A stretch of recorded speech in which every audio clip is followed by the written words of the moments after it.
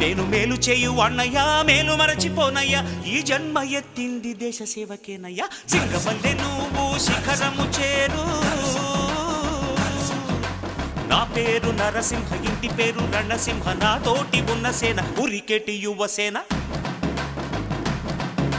చూపు ఉగ్ర నరసింహ రూపు దివ్య నరసింహ యుద్ధమంటూ వచ్చిందంటే పంజాబీ నరసింహ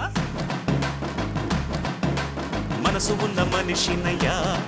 నే మీసమున్న బాలుడయ్యా